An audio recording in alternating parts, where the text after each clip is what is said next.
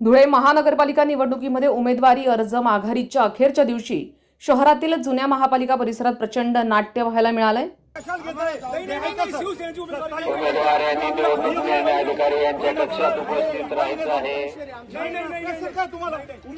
माघार घेण्याची वेळ।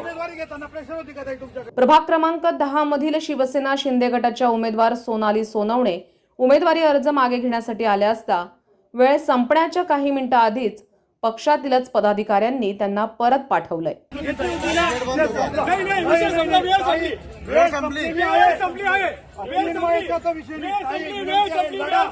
वेळ संपल्याची घोषणा होताच निवडणूक निर्णय अधिकाऱ्यांनी अर्ज माघारीची प्रक्रिया बंद केली आणि उमेदवारांना रिकाम्या हाताने परत जावं लागलंय।